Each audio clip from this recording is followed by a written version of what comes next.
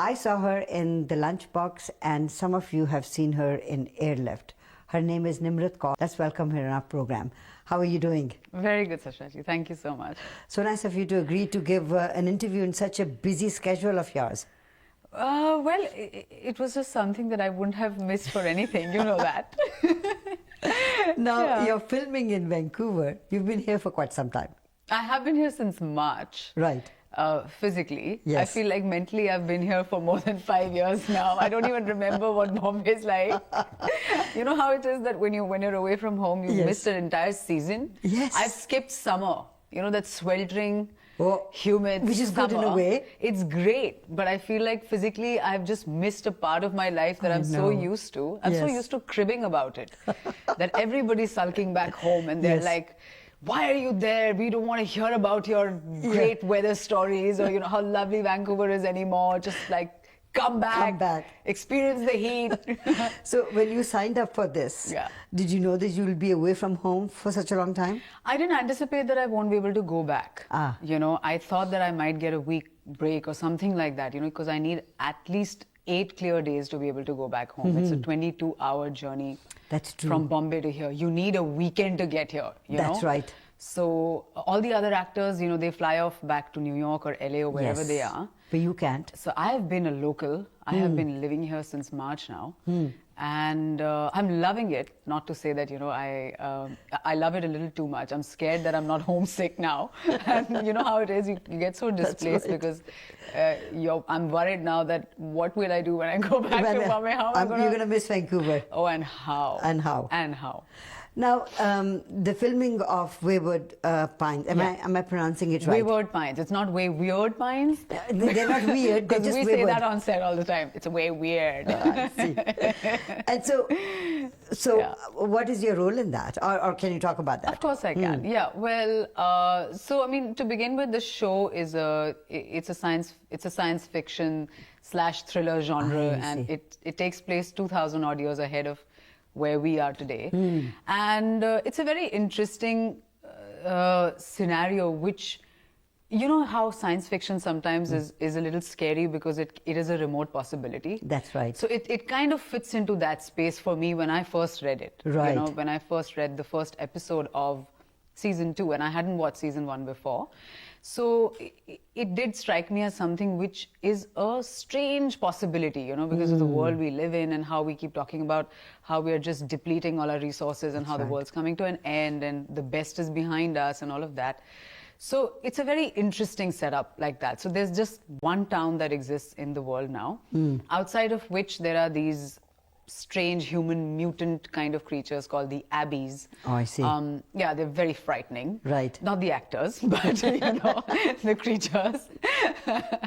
So they inhabit the world, and within Wayward Pines is a settlement that exists, and we're the only people alive on the planet.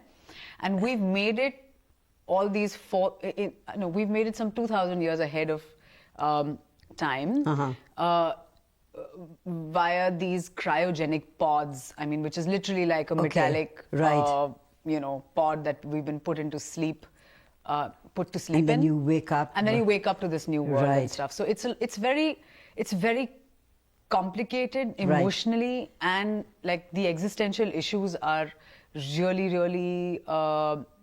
really convoluted, right? You know, so it's and not frightening to a certain extent. Yeah, very frightening. So I play the part of an architect. Right.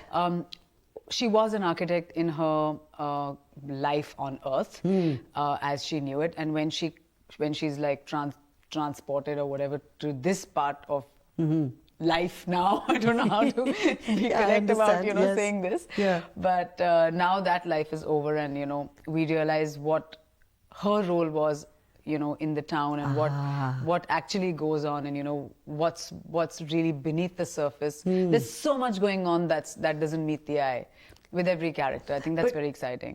Many people must have said to you, when they see you on screen, it seems like it's effortless. It's like you are the role. How do you do that? That's so kind. Thank you.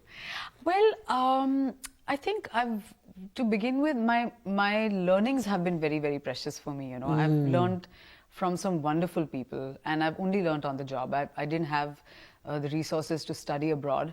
Right. I wasn't able to take up, like a course in a drama school in New York or London, or I would have loved to be able to do that. Right. So but when I passed out of college, I came to Bombay, and I've learned on the job. I mean, it was a medium that was completely alien to me. Right. I did not know the vocabulary of being an actor. I didn't know how to read a scene, So I had no idea. I did not know what a set looks like, what are Right. lights, the first time I saw a set, I was like, God, this is so shoddy. This is a film set, because what you see is so pretty, Yes, that's right. So, I mean, it's just that I've learned from some very interesting people. I associated myself with some lovely, some very intelligent and some very, just some amazing people back in Bombay, in the theatre scene.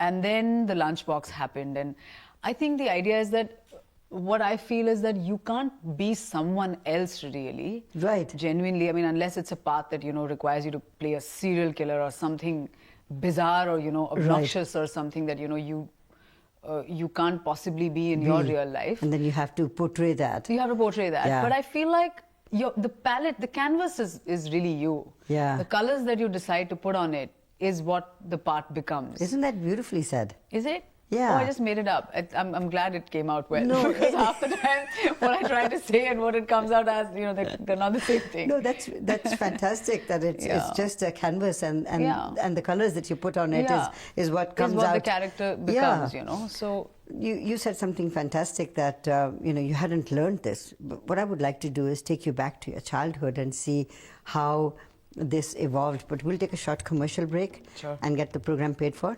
Oh yeah. And then come back to it? Always, most important. we did this beautiful set for you. It looks well, nice. Yeah, it's lovely. I'm happy that I'm color coordinated. It just worked out that way. Oh, so magic. We were talking about your childhood is from Delhi. You born in Delhi? No, I wasn't. No. I was born in Pilani. It's a small town in Rajasthan. Wow. Yeah. So I'm a desert child. But you're a Punjabi. I'm Sikh, yeah. I'm Sikh by origin. Right. And my family, my father's side, they're all in Rajasthan. They're all in a village there. And my mom's side, they're all settled in That must be a very Delhi. interesting story of them going to Rajasthan. Oh yeah, post-partition they went to Rajasthan. So they must have been from Pakistan then? That's true. Rawalpindi, I think. Yeah, Rawalpindi or Lahore, one of the two. Because my Nanaji's, basically my mom's side as well. Okay. We're all from Pakistan. I mean, Right. we've all come from there. Yes. Every family has A story from there, right? A story from there. So as a child, did mum or grandpa talk about that partition, which was a very heart-wrenching story? Absolutely. I mean, not so much my father's parents, because I didn't get to interact with them that way about things.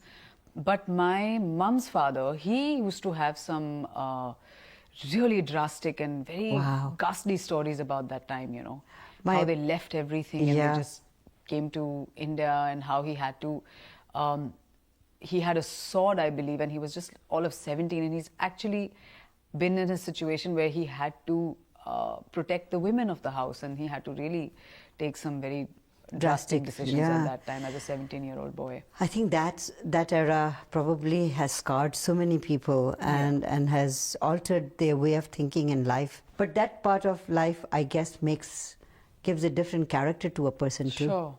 And so very hardworking. Yeah. Very spirited. Yeah. Very, they're survivors, Right. They've actually made something out of nothing. They had to start from scratch. They left everything back there. Right. And it amazes me as to how they just picked up the pieces and just built their homes. Totally different kind of people, eh?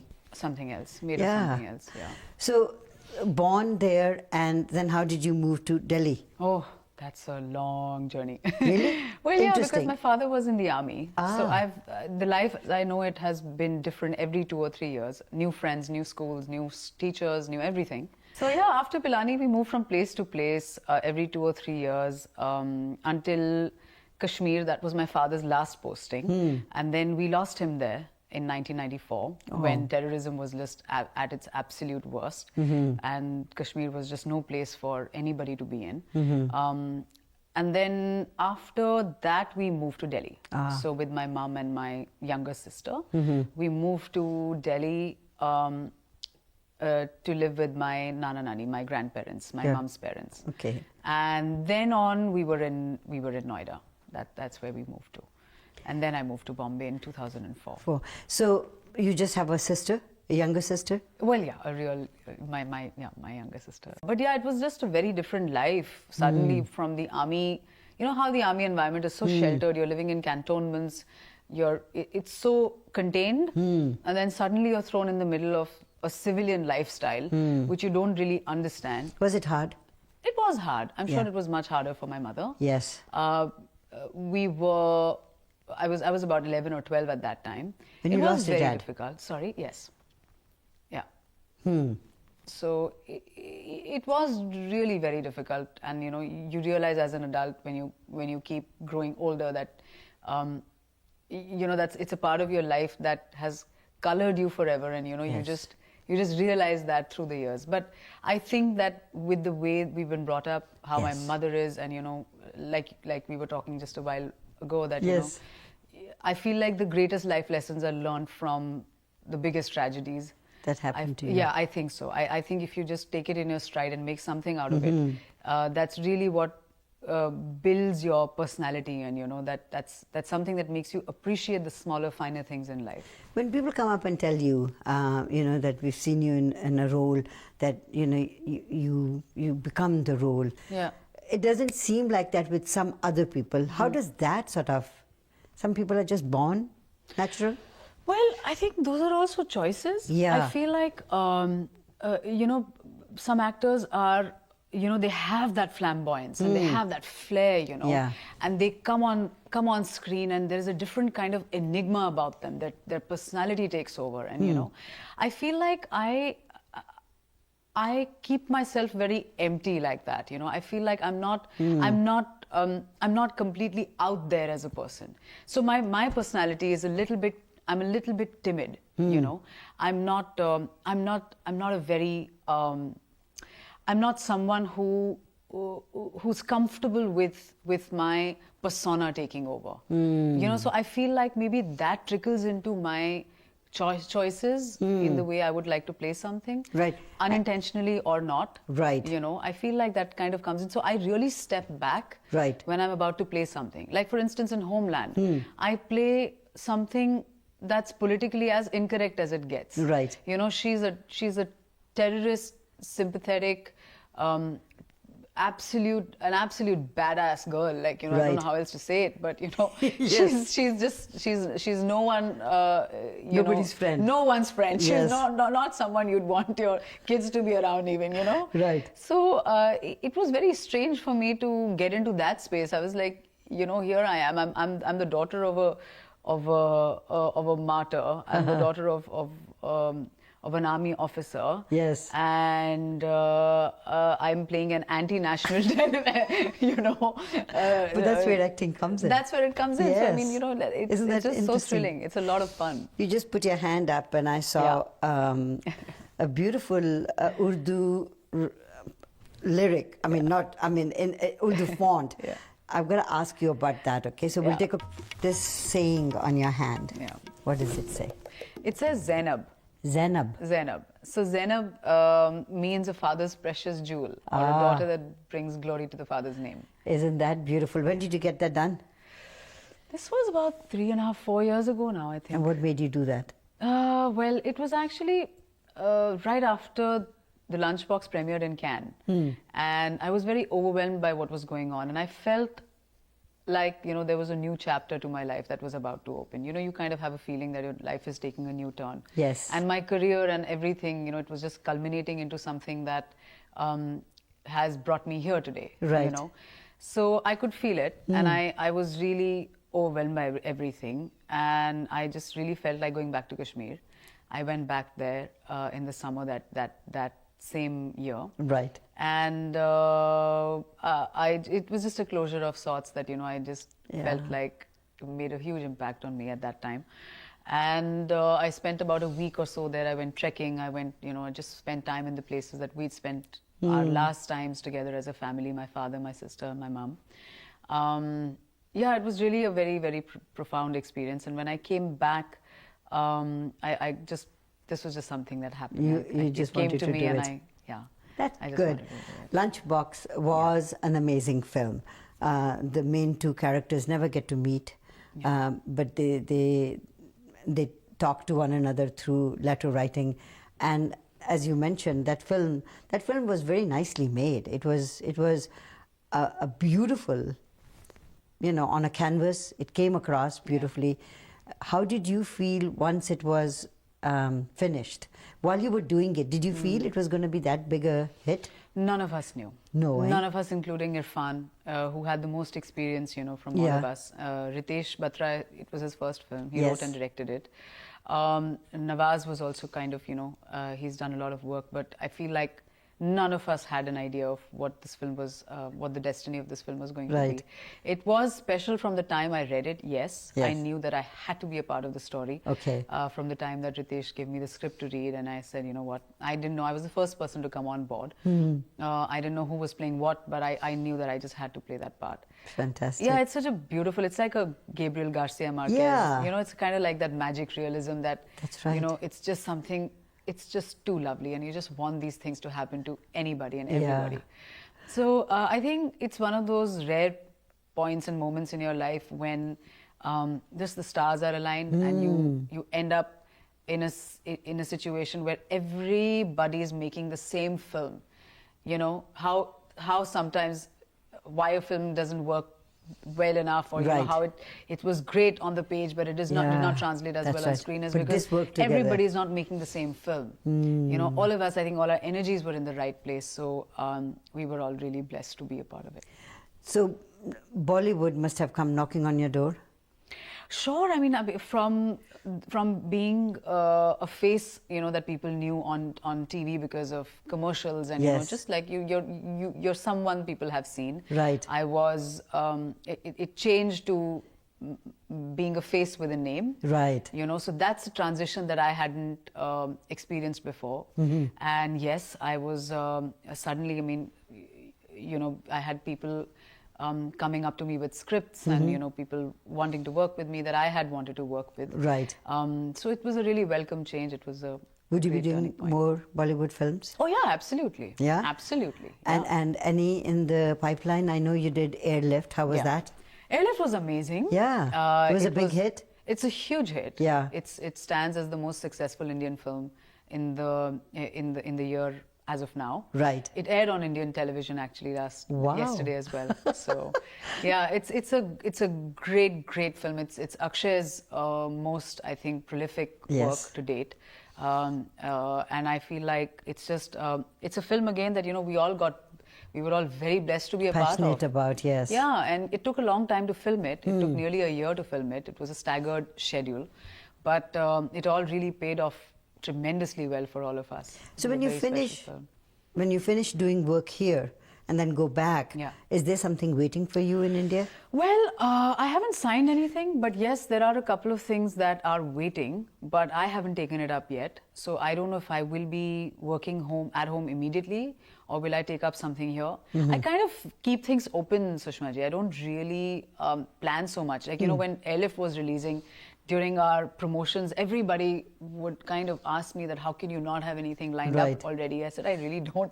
My sister's wedding's what's lined up. So that's all that's on my mind.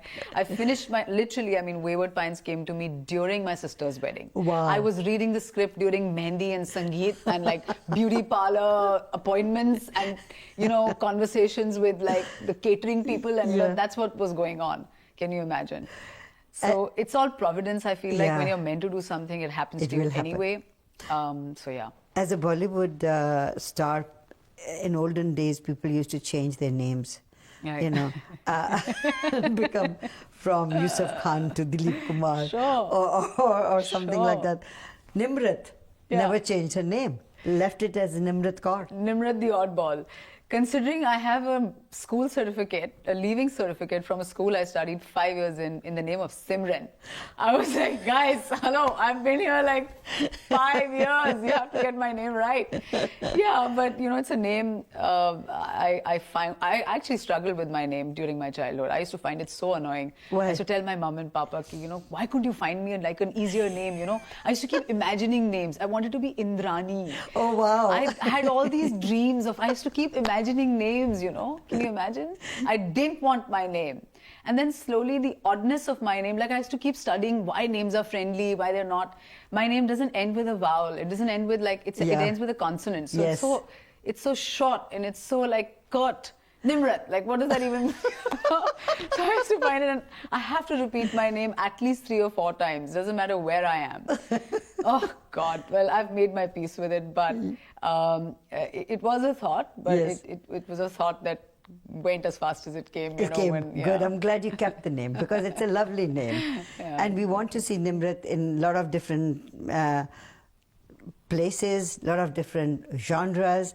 My younger brother watches Homeland. Okay. And so desperately wanted to come and say hi to you. Said, I want to meet that badass, you know. The Betty.